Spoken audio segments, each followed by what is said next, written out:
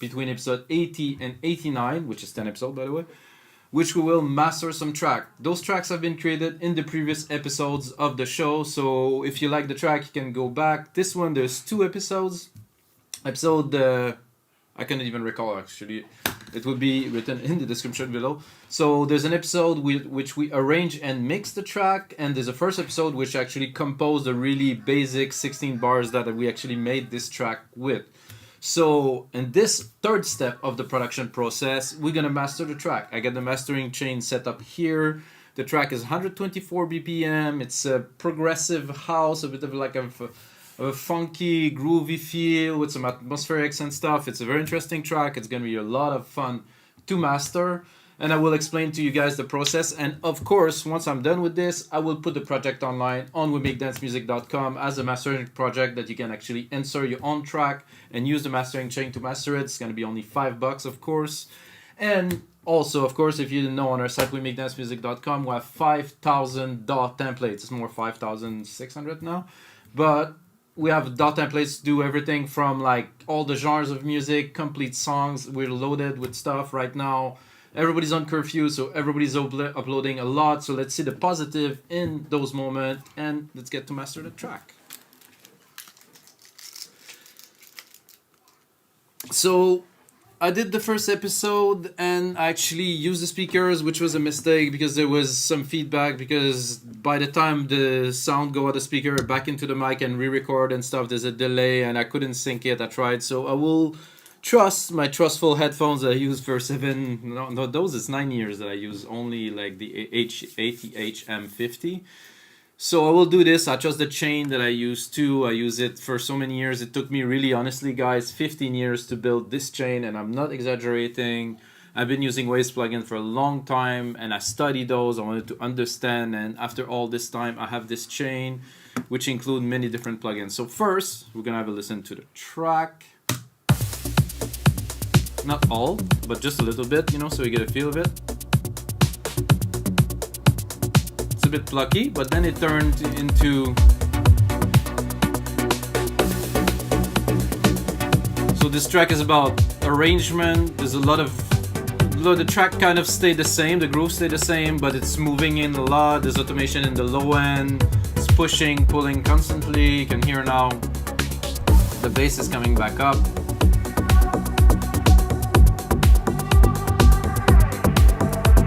Gonna move on a bit further.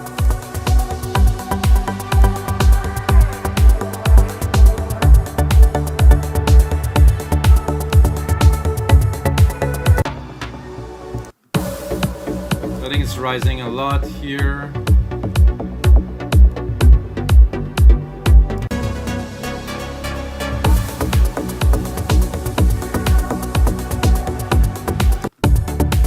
So that's the track. We're gonna have a chance to listen to it a little bit more at the end. Once I'm gonna be done, I'm gonna let it play in almost in its entirety. First plugin that I use when I do my mastering, I use this Renaissance EQ as a summing EQ, as a summing plugin. So what I do is I go in the loudest part of the track, do the auto gain here. So I put it here. So if I'm still clipping, that means that there's some space. So I want to raise the volume as much as I can, you know, so I'm able to get the most out of it. And I have a very, very small low end cut here. If I have some major thing to do in the track, like, which is not the case because it is my track, of course, that I mix, that I know, then I would do some first phase of equalization here into the track. If you master track for other people, or you listen to your track and like to have more highs, you want to do changes, this is a very good EQ to do so. It's really subtle. It doesn't really affect the frequency so much. It's more like a small boost. Then going straight up into this VEQ4. Why am I using another EQ, you're gonna ask? Is because this simulates the analog circuitry of very old EQs, and it had somehow some distortion, and it works. It just, for me, this is it. That's all that I need is this. And of course I do another gain staging here If I can raise the volume a little bit, boost the low end a very small amount, but just a tiny bit to give it a little bit more presence. That's it. Of course, I check again. If I can boost it, I do. If I'm clipping, see now it's clipping like a very small amount, let's be honest. But I want everything to be clean in the chain, so I'm gonna start with the track again. And then I have a linear EQ here, which I will again not use for the purpose of this session, but if I would need to do some very precise equalization, this is a really good place. Yeah, and that's it. So you see the stereo, you see you can really do changes. Let's see that I like some more mid-lows here. Give more presence to the track a little bit, which personally I do only equalizing, or if you want some bit of more brightness, let's put some brightness just for fun, just for the sake of adding a little bit of brightness above 8500K.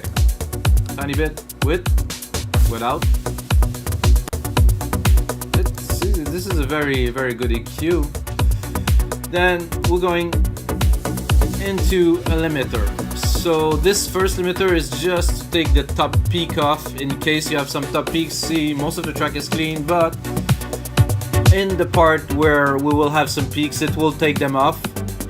So we're gonna be able to have a better compression through the track, because limiting and compression is not exactly the same thing.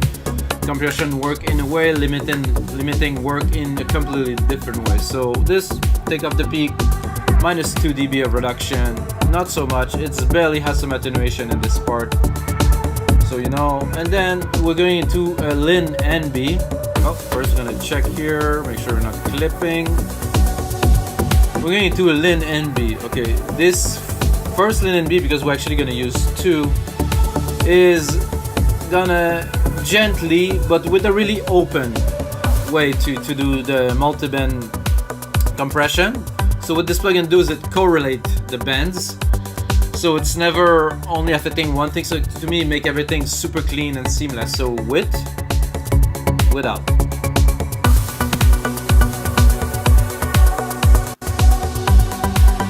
And then of course we're gonna do again some gain staging. Make sure that we're not clipping anywhere. So far, so good. I'm gonna go back to the bass part. I'm gonna pick up a part where the bass is coming in strong. I think here.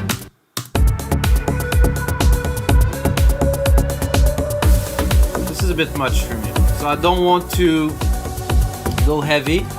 I never use one plugin to do a lot of effect. I use every plugin smoothly to do a little bit. Like Robert Babbitt's, I've seen a tutorial about this guy who's doing the same. It's very much the same with like just a little bit of a compressor, just a little bit of a limiter, just a little bit, slowly round up the track, make the best out of it.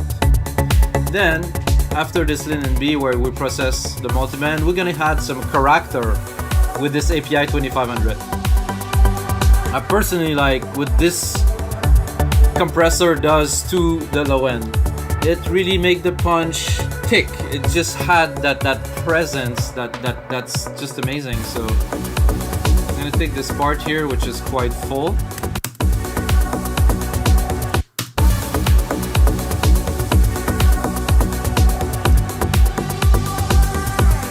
And again, we're gonna look at our summing, where we at sound-wise. So we're still at -2. So we're not really peaking until the very end of this stage, which would be the L316. With the L316, we will finish the maximizing. See here, I got another 2 dB of reduction. Slowly getting into. I'm still at, you know, -15 LUFS. Still lots of room to master for iTunes and Spotify. iTunes is more demanding, Spotify a bit less. And then here I have a G channel that I use only if needed. So what I've done is I boost a little bit of the top end because it's got a nice little crisp like top end. And the low end, which I'm gonna say in every episode, it just had some presence to the low end without boosting the EQ. It is an EQ, but it's like it's a very different way to equalize. So we're gonna make sure, again, input and output, no clipping. Everything is clean through the chain. It's clean again from here. Track sound, very good.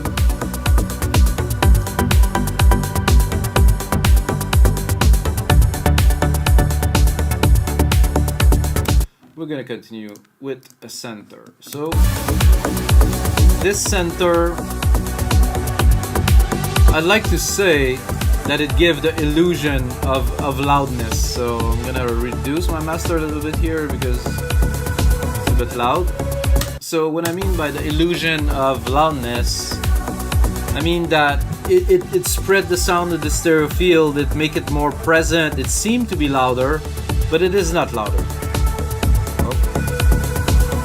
Oh, I had some clipping here before that because of that, so it seemed to be cleared out. So, like I said, this, and then right after some saturation and a compressor would expand the sound a lot, and then this compressor is going to be an SSL comp, and I will just glue it together with a compressor. So I just go expand, and then just tighten it. So this is my process. Like I said, this is my mastering chain. This is the way I do mastering. I get a lot of satisfied customers, and I sold of this original mastering chain on We Make Dance Music.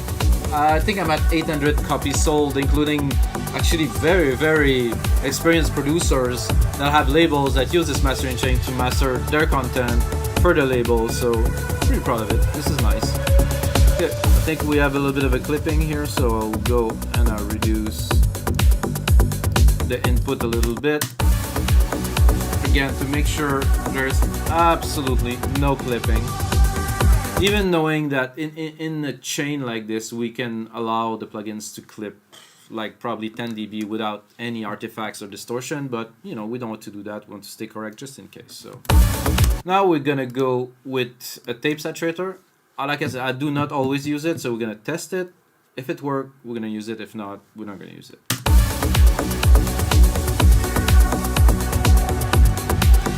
So again, this is the little clicking is because of the DAW inserting the plugin. So this worked very well. Again, like the center, like the G channel that we use, this just adds some character to the track. It had like a very minimal amount of distortion. It had a certain presence. It made just the sound thicker, you know, it just make it, I would say, more interesting to listen to, or just like everything is a bit more in your face. And then we put on like a G channel, of course. Again, I like this compressor on the kick. Really bring a nice presence to the music, glue everything together. We need a little bit more in this case. I would say about 2 dB of compression maximum. This is an analog, so I cannot really see. So I'm going with the feel. Without. With. Oh yeah.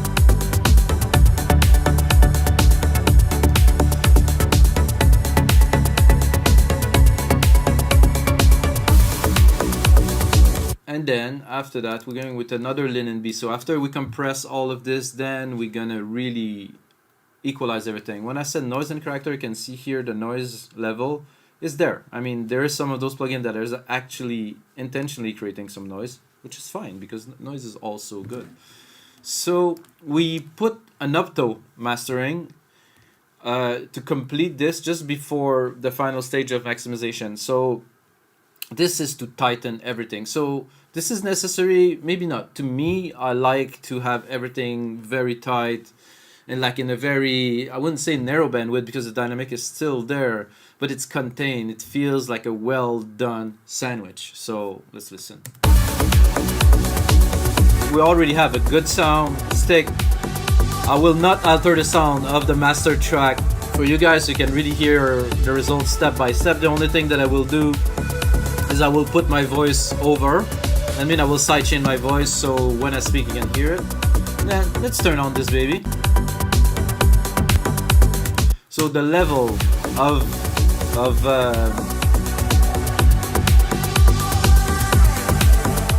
of compression and maximizing of this is very, very minimal. You can see here I might be doing like a dB and a half, but the character, so without width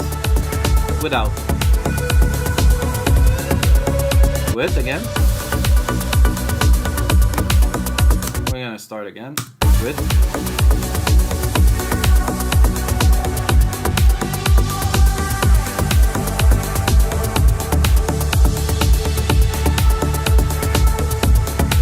What, minus 13 dB here, so we have again some room to play with.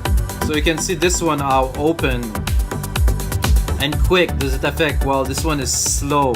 It just take it and it just make it nice and chuggy. Oh, make sure we're not clipping again.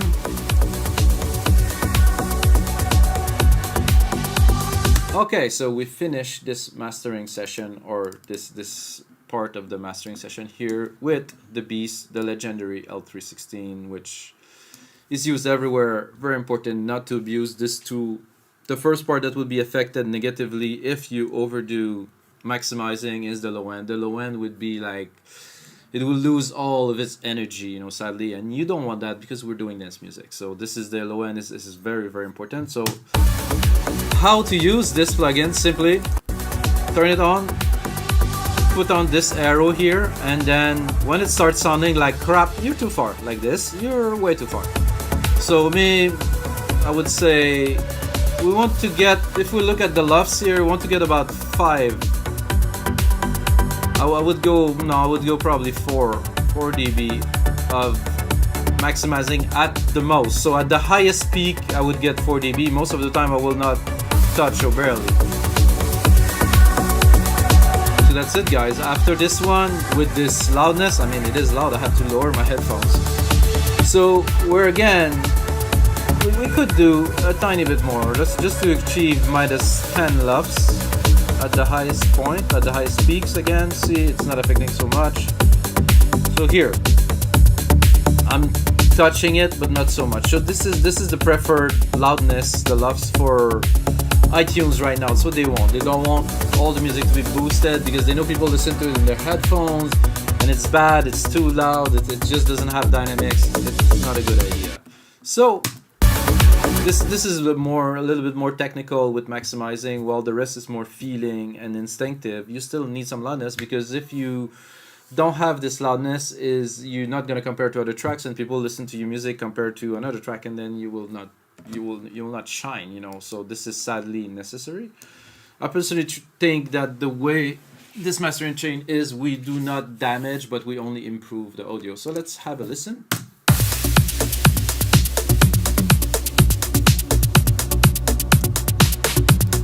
At the same time we're having a listen, we're going to look at our plugins to see how hard they are working. Make sure we're not clipping in any parts of the track. I would like to have a gigantic screen to be able to put all of them there, but you know, you can see what's happening now.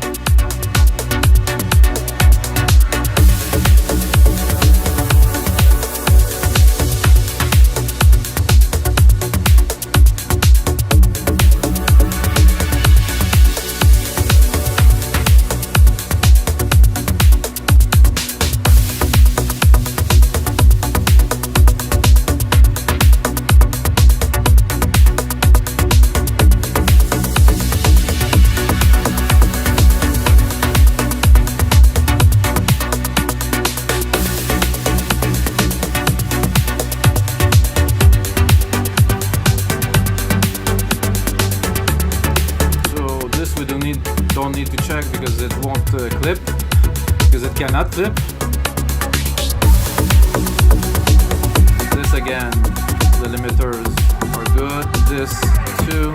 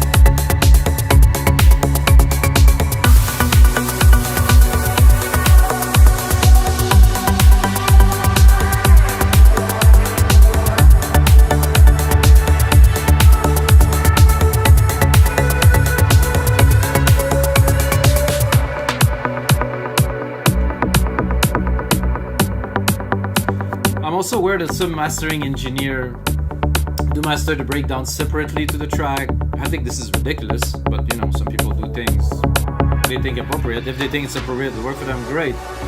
Personally, I like to have a continuous feel, and I would not master a different part with the different settings. It would be just vain. So yeah, so you know, so I know some people do that.